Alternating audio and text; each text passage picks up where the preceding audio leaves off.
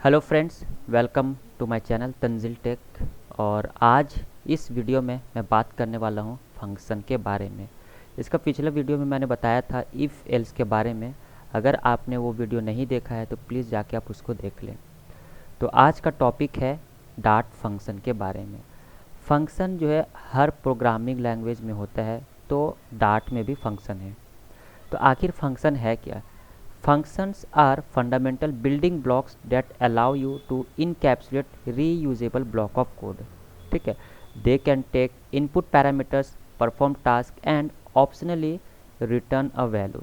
जैसे यहाँ पर एक बेसिक एग्जांपल है, इसको मैं प्रैक्टिकली दिखाता हूँ आपको। तो इसको क्या करते हैं, यहाँ पे डाट पैड डॉट डेव में जाते हैं और यहाँ पर इसको लिख देते हैं। तो यहाँ पर क्या है कि जैसे आप यहाँ पे देख सकते हैं कि void मेन तो एक ऑलरेडी फंक्शन मेरा वो रहेगा ही रहेगा, ठीक है। लेकिन यहाँ पर जो है एक और फंक्शन क्रिएट किया हुआ है ग्रीट के नाम से। क्या नाम से? ग्रीट के नाम से।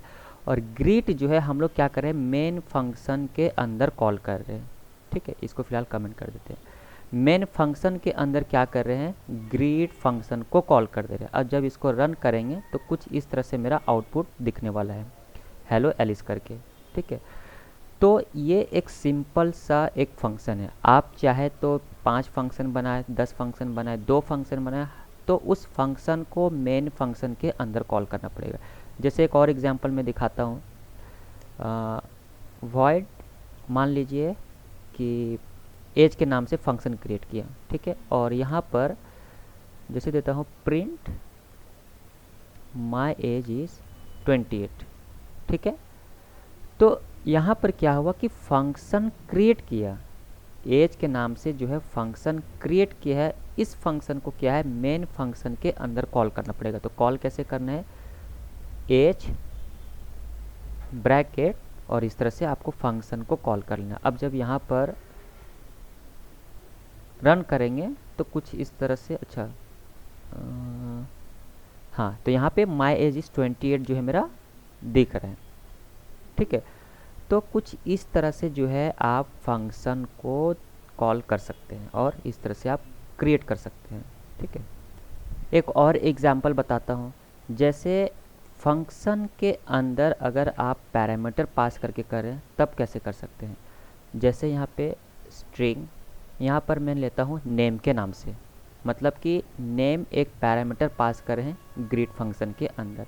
अब क्या करना है, उस फंक्शन को यहाँ पर कॉल करना है, ठीक है, डॉलर नेम, ठीक है। मतलब कि ये जो फंक्शन है, जो पैरामीटर है, इस पैरामीटर को क्या कर रहे हैं, यहाँ पर हम लोग लिख रहे हैं डॉलर नेम के थ्रू, ठीक है। अब जो है इसका वैल्यू जो है, क्योंकि पैरामीटर पास करें तो इसका वैल्यू भी लिखना पड़ेगा, तो वैल्यू यहाँ पर लिखेंगे ग्रीट के अंदर, जैसे एलिस, ठीक है। अब जब इसको आउटपुट करेंगे तो यहाँ पे मेरा हेलो एलिस जो है दिखेगा। अब एक से ज़्यादा फंक्शन को, सेम फंक्शन को रिपीट कर सकते हैं हम लोग। जैसे यहाँ पे देखिए लिखा हुआ बॉब। अब जब इसको रन करेंगे तो यहाँ पे मेरा एक और आउटपुट दिखेगा हेलो बॉब करके, है ना। वैसे ही एक और क्रिएट कर सकते हैं ग्रेट, जैसे तंजिल, ठीक है। तो यहाँ पर स्पेलिंग मिस्टेक हो गया, ठीक है। अब जब इसको रन करेंगे तो यहाँ पे मेरा जो है हेलो के नाम से दिखेगा। मतलब कि क्या हो रहा है कि ये एक पैरामीटर हम लोग क्रिएट किया, इस पैरामीटर एक नेम दिया। अब ये नेम का वैल्यू जो है हम लोग इस फंक्शन के अंदर डाल रहे हैं, और ये चीज़ क्या हो रहा है, ये मेरा आउटपुट दिख रहा है यहाँ पर डॉलर नेम के अंदर, ठीक है। अब जब प्रिंट कर रहे हैं हेलो तो यहाँ पे इस तरह से मेरा आउटपुट जो है दिख रहा है। तो ये एक फंक्शन है, ठीक है। नेक्स्ट है आपका फंक्शंस विथ रिटर्न वैल्यू, मतलब कि वैल्यू जो है मेरा रिटर्न होने वाला है। जैसे यहाँ पर एक इंट सम के नाम से फंक्शन क्रिएट किया, जिसके अंदर 2 पैरामीटर को पास करें ए और बी, ठीक है। और यहाँ पर क्या हो रहा है, रिटर्न हो रहा है ए प्लस बी। तो यहाँ पर क्या है, रिटर्न ए प्लस बी। अब ये एक फंक्शन क्रिएट किया सम के नाम से। अब जो है मेन मेरा जो फंक्शन है उसको क्या कर रहे हैं, यहाँ पे इंट रिजल्ट एक वेरिएबल ले रहे हैं और इस फंक्शन को यहाँ पर कॉल कर रहे हैं और ए के अंदर 5 और बी के अंदर मेरा 3। अब यहाँ पे क्या करें, प्रिंट सम डॉलर रिजल्ट को, तो मेरा आउटपुट जो है 8 दिखेगा। ठीक है, यहाँ पे हम लोग इसको प्रैक्टिकली देखते हैं, इसको कमेंट कर देते हैं। ठीक है, यहाँ पर क्रिएट किया, तो जब इसको रन करेंगे तो कुछ इस तरह से मेरा आउटपुट जो है 8 दिखने वाला है। कैसे दिख रहा है, जैसे इंट सम, मतलब सम के नाम से एक वेरिएबल फंक्शन क्रिएट किया है जिसके अंदर 2 पैरामीटर को पास करें ए और बी के नाम से। ये चीज़ क्या हो रहा है, इसका वैल्यू इस फंक्शन को यहाँ पे मेन फंक्शन के अंदर कॉल कर रहे और उसको क्या कर रहे, एक रिजल्ट वेरिएबल के अंदर स्टोर कर दे रहे, है ना। अब क्या हो रहा है, ये जो स्टोर हो रहा है, तो यहाँ पर क्या करें, सम डॉलर रिजल्ट, और यहाँ पर क्या कर रहे हैं, रिटर्न ए प्लस बी। तो 5 मेरा चला गया ए के अंदर और बी चला गया मेरा 3 के अंदर। अब यहाँ पर रिटर्न होगा ए प्लस बी, तो यहाँ पे मेरा आउटपुट दिखने वाला है 8। अब यहाँ पे इसको अगर हम लोग इनटू करते हैं तो यहाँ पे मेरा मल्टीप्लाई होके दिखेगा 15। ठीक है, तो कुछ इस तरह से आप बेसिक फंक्शन को लिख सकते हैं और यहाँ पर रिटर्न वैल्यू फंक्शन को लिख सकते हैं। ठीक है, नेक्स्ट होता है ऑप्शनल पैरामीटर्स। ऑप्शनल पैरामीटर्स क्या है, जैसे इसको मैं कॉपी करके रन करता हूँ तब समझ में आएगा। इसको कमेंट करता हूँ और यहाँ पर पेस्ट करता हूँ। ठीक है, जैसे यहाँ पर क्या किया,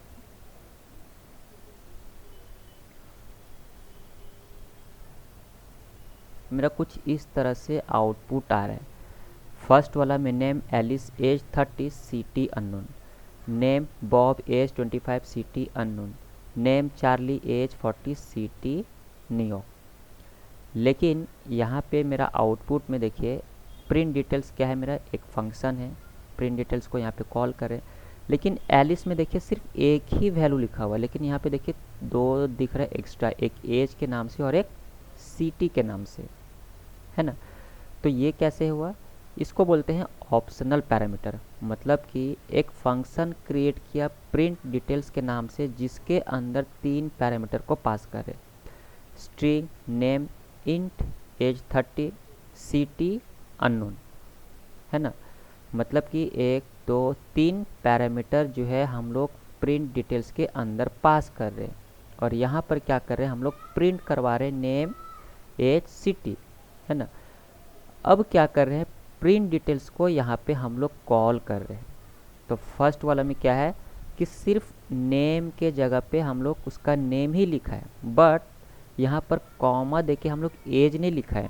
लेकिन फिर भी क्या हो रहा है, बाय डिफ़ॉल्ट जो हम लोग लिख के रखा है इसको इंट एज 30 स्ट्रिंग सिटी के अंदर अननोन, ये क्या कर रहा है, बाय डिफ़ॉल्ट खुद का खुद कैच कर ले रहा है कि जिसके अंदर पैरामीटर नहीं लिखा हुआ है वो जो बाय डिफ़ॉल्ट वाला लिखा हुआ है ये पैरामीटर उसको खुद का खुद कैच कर लेगा, और जिसके अंदर लिखा हुआ है वो क्या कर रहा है, वो चीज़ क्या कर रहा है, उसको कॉल नहीं कर रहा है। जैसे नेम हम लिख दिया है, एज लिखा हुआ है मेरा, तो यहाँ पे क्या कर रहा है, ये दोनों को जो हम लिख रहे हैं फंक्शन के अंदर वही चीज़ यहाँ पे कॉल हो रहा है। लास्ट में क्या कि हम सिटी नहीं कॉल किया है तो इस सिटी को यहाँ पे डाल रहे हैं और यहाँ पे इस तरह से मेरा आउटपुट जो है दिख रहा है। नेक्स्ट है प्रिंट डिटेल चार्ली, नेम के अंदर चार्ली चला गया, एज के अंदर 40, स्ट्रिंग के अंदर ये, मतलब कि हम तीनों ही जो है हम इसका वैल्यू लिख चुके। तो ये चीज़ क्या हो रहा है, जो हम वैल्यू डाला है वही चीज़ मेरा यहाँ पे दिख रहा है। मतलब कि अगर शॉर्ट एग्जांपल में बताऊँ, बाय डिफ़ॉल्ट पैरामीटर के अंदर वैल्यू हमने खुद से लिख दिया है, जिसके अंदर नहीं डाला हुआ है वो क्या करेगा, बाय डिफ़ॉल्ट वाला खुद का खुद कैच करेगा, और जिसके अंदर लिखा हुआ है वो चीज़ क्या करेगा, नहीं कैच करेगा। जो वैल्यू डाला हुआ है वही वैल्यू मेरा यहाँ पर दिख रहा है। ठीक है, तो इसको बोलते हैं ऑप्शनल पैरामीटर। ठीक है, नेक्स्ट है positional optional parameters. Positional optional parameters क्या है कि आप पिछला में क्या था कि इसके अंदर जो है हम लोग खुद से वैल्यू को डिफाइन कर दे रहे, स्टोर कर दे रहे बाय डिफ़ॉल्ट, है ना। जैसे एज 30 स्ट्रिंग सिटी अननोन, मतलब कि हम लोग इसके अंदर खुद से जो है बाय डिफ़ॉल्ट वैल्यू को रख दे रहे। लेकिन ऑप्शनल पैरामीटर्स में क्या है कि इसमें आप लिख भी सकते हैं और नहीं भी लिख सकते हैं। मतलब कि एज के अंदर हमने डिफाइन नहीं किया है, स्ट्रिंग के अंदर डिफाइन नहीं किया कि होना ही चाहिए वही चीज़, ठीक है। जैसे यहाँ पर इसको कॉपी करके दिखाता हूँ, इसको प्रिंट, यहाँ पर क्या था कि प्रिंट डिटेल्स फंक्शन क्रिएट किया, स्ट्रिंग नेम, ठीक है, ये एक नेम के नाम से पैरामीटर पास किया, साथ में देखिए स्क्वायर ब्रैकेट है, मतलब कि ये ऑप्शनल है, ठीक है। मतलब इंट क्वेश्चन मार्क एज, मतलब कि इसके अंदर जो है हमने कुछ वैल्यू को नहीं रखा है, इसमें हो भी सकता है और नहीं भी हो सकता है। स्ट्रिंग सिटी, अब यहाँ पे देखिए जैसे फर्स्ट वाला में क्या है, सिर्फ नेम को ही कॉल किया है, अब सेकंड वाला को नहीं किया है, एज सिटी।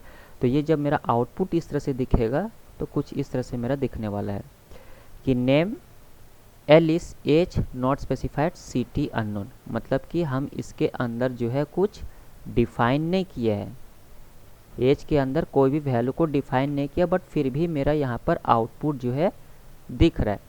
सेकंड वाला में क्या है, प्रिंट डिटेल्स बॉब 25, मतलब कि नेम चला गया बॉब के अंदर, एज के अंदर चला गया 25, तो हमने दो डिफाइन किया है तो यहाँ पे दो दिख रहा है, नेम बॉब एज 25। सिटी को यहाँ पे कॉल नहीं किया है तो यहाँ पे मेरा दिख रहा है अननोन। अगर यहाँ पे सिटी को हम लोग कॉल करें जैसे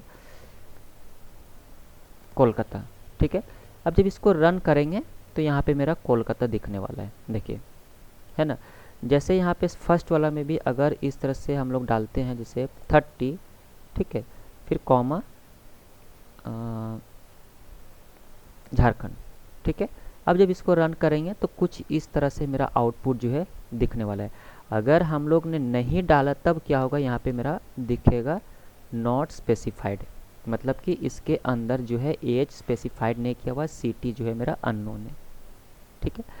तो ये हो गया ऑप्शनल, पोजिशनल ऑप्शनल पैरामीटर्स, मतलब कि आप जो है पैरामीटर में वैल्यू को लिख भी सकते हैं और नहीं भी लिख सकते। पिछले वाले में क्या था कि इसके अंदर वैल्यू को लिख के ही रखा है, जैसे एज के अंदर 30, सिटी के अंदर अननोन, लेकिन इसके अंदर कोई भी डेटा को वैल्यू को स्टोर करके नहीं रखा है, फिर भी ये चीज़ मेरा वर्क कर रहा है, ठीक है। तो ये मेरा दो तरीका है। नेक्स्ट है नेम पैरामीटर। नेम पैरामीटर में क्या है, name parameters are specified using curly braces, they allow you to specify parameters in any order and provide clarity function calls।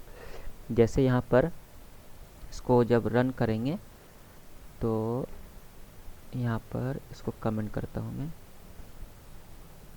इस तरह से, ठीक है। अब जब इसको रन करेंगे यहाँ पर कुछ एरर आ रहा है मेरा, यहाँ पर कुछ एरर आ रहा है, the parameter customer can't have a value of null, ठीक है। तो यहाँ पे कुछ एरर आ रहा है, तो यहाँ पे क्या करता हूँ मैं, इक्वल्स टू ब्लैंक दे देता हूँ, मतलब कि खाली है मेरा शुरू में, ठीक है। प्रोडक्ट के अंदर ब्लैंक और क्वांटिटी के अंदर भी ब्लैंक, ठीक है।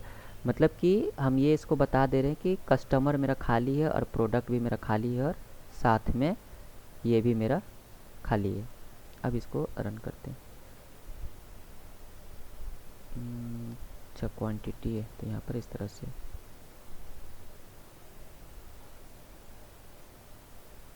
क्वांटिटी है तो यहाँ पे आपको डालना पड़ेगा 2, ठीक है। अब इसको जब रन करेंगे तो कुछ इस तरह से मेरा आउटपुट जो है दिखने वाला है कि customer Alice product laptop quantity 1, customer Bob product mouse quantity 2, है ना। मतलब कि इसको बोलते हैं a function with name parameter, मतलब कि प्रिंट ऑर्डर डिटेल्स के अंदर क्या कर रहे हैं कि हम लोग नेम पैरामीटर को पास कर रहे हैं।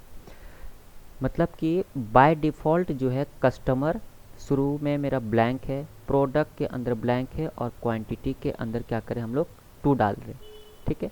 अब यहाँ पे देखें कि प्रिंट ऑर्डर डिटेल्स को, उस फंक्शन को यहाँ पे कॉल किया, कस्टमर के अंदर क्या है एलिस, मतलब कि शुरुआत में मेरा क्या है ब्लैंक और उसका यहाँ पे वैल्यू डाल रहे एलिस, प्रोडक्ट के अंदर लैपटॉप, क्वांटिटी के अंदर 1। लेकिन यहाँ पे देखिए सेकंड वाला में product mouse, quantity 2, customer Bob. अब ये चीज़ जो है हम लोग किसी भी एंगल में लिख सकते हैं। जैसे ऐसा ज़रूरी नहीं है कि कस्टमर अगर फर्स्ट में है तो कस्टमर ही लिखे, प्रोडक्ट मेरे सेकंड में है तो सेकंड में प्रोडक्ट ही होना चाहिए, ऐसा बिल्कुल नहीं है। इसमें क्या है कि आप जो है इसको, जैसे मान लीजिए कि प्रोडक्ट को मुझे पहले लिखना हो तो प्रोडक्ट को हम पहले लिख सकते हैं, क्वांटिटी अगर सेकंड में लिखना हो तो इस तरह से भी लिख सकते हैं हम लोग। तो इसको बोलते हैं a function with name parameter. ठीक है, तो कुछ इस तरह से जो है मेरा आउटपुट दिखने वाला है। ठीक है, ठीक है। नेक्स्ट है मेरा एनोनिमस फंक्शन और lambda expression. Anonymous function also known as lambda expression और closures are functions without a name. ठीक है, जैसे इसको कॉपी करता हूँ मैं और इसको प्रैक्टिकली दिखाता हूँ। जैसे यहाँ पर क्या हुआ कि यहाँ पर क्या कर रहे हैं, एनोनिमस फंक्शन में क्या कर रहे हैं कि ये क्या है, एक मेरा फंक्शन है, बट इस फंक्शन के पहले में उसका कुछ नेम को डिफाइन नहीं कर रहे। हम लोग क्या कर रहे हैं, एक वेरिएबल के अंदर स्टोर कर रहे हैं, है ना। वेरिएबल मल्टीप्लाई उसके बाद इक्वल्स टू, फिर इस तरह से हम लोग दो पैरामीटर को पास करें ए और बी के नाम से। फिर यहाँ क्या हो रहा है, रिटर्न ए इंटू बी। सेकेंड मतलब इससे पहले वाला वीडियो में क्या करते थे कि जैसे मेन और ये ब्रैकेट, तो ये एक फंक्शन हुआ। बट एनोनिमस फंक्शन में क्या है कि फंक्शन का पहले से हम लोग क्या करें, उसका कुछ नेम को डिफाइन नहीं करें, मतलब कि एक वेरिएबल के अंदर जो है हम लोग उसका नेम दे रहे हैं, उसी को बोलते हैं एनोनिमस फंक्शन। अब इस वेरिएबल का नेम को यहाँ पे कॉल करें डॉलर मल्टीप्लाई, ए के अंदर 5 और बी के अंदर मेरा 3, यहाँ पे रिटर्न होके मेरा दिखेगा 15।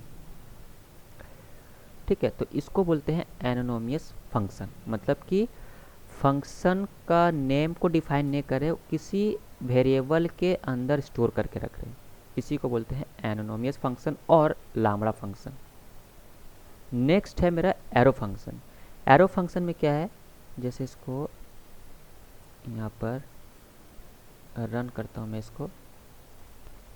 एरो फंक्शन क्या है, जैसे यहाँ पे आप देखिए कि इंट ऐड के नाम से फंक्शन क्रिएट किया है जिसके अंदर दो पैरामीटर पास करें ए और बी के नाम से, इसको बोलते हैं arrow function, equals to greater than, ठीक है, ए प्लस बी।